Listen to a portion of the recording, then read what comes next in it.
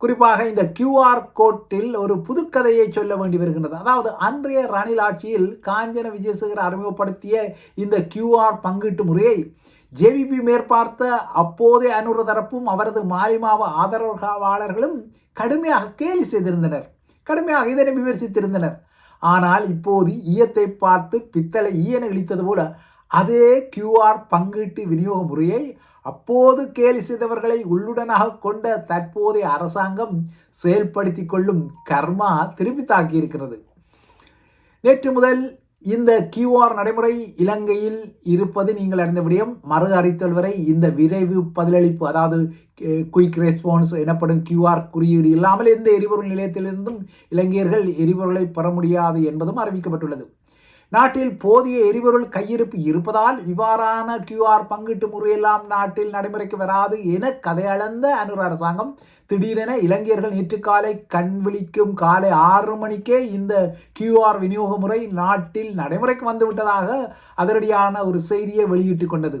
ஆனால் நேற்று மதியம் தாண்டியும் இந்த பதிவை செய்யும், அதாவது அந்த கியூஆர் பதிவை செய்யும் இணையதளம் இழுப்பாணி சப்பானியாக வேலை செய்தது.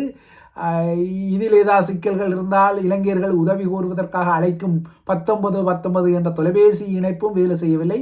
என்னவோ ஏதோ என மக்கள் பதறியளித்து நேரடியாகவே எரிபொருள் விநியோக நிலையங்களில் குழும இல்லைனால் திரள அந்தந்த இடங்களில் பெரும் கூட்டம் சேர இறுதியில் காவல்துறையும் எரிபொருள் நிலையங்களுக்கு அருகில் களமிறக்கப்படும் நிலைமையெல்லாம் நேற்று உருவாகி கொண்டது. யாழ்ப்பாணத்திலும் சிக்கல்கள் இருந்தன. நேற்றிரவு அனுரவின் தமிழ் முக அமைச்சரான ராமலிங்கம் சந்திரசேகர் தலைமையில் அலறியடித்து ஒரு கூட்டமும் இடம்பெற்றிருக்கின்றது. அதாவது சிஸ்டம் சேஞ்ச், அரசாங்கத்தின் வார்த்தை ஜாலங்களும் அவர்களின் செயற்பாடுகளும் வெவ்வேறானவை என்பது தற்போது நிரூபிக்கப்படும் வகையில்தான் யதார்த்தமான நிலவரங்கள் இருக்கின்றன. அரசாங்கம் நாட்டு மக்களை காலை 6 மணி முதல் இந்த பதிவை செய்ய சொல்லி சொன்னாலும், அதாவது கியூஆர் குறியீட்டுக்குரிய எரிபொருள் விநியோக பங்கீட்டுக்குரிய பதிவை மேற்கொள்ளுமாறு சொன்னாலும் இந்த நடைமுறை இன்று வரை சிக்கலில் தான் இருக்கின்றது. ஆனால் கடந்த 10 நாட்களுக்கு முன்னரே பல தெற்காசிய நாடுகள் எரிபொருள் சிக்கன முறைகளை அறிவித்த நிலையில் இவ்வளவு நாட்களாக அனுர அரசாங்கம் என்ன செய்தது, ஏன் திடீரென உடனடியாகவே நேற்று காலை 6 மணி முதல் இந்த நடைமுறையில் குதித்தது என வினா எழுப்பும் மக்களின் மனநிலையும் இங்கு முக்கியமானது. இது அனுரவின் தேசிய மக்கள் சக்தி அரசாங்கத்தின் மீதான படிப்படியான விமர்சனங்களை அதிகரிக்க செய்கிறது.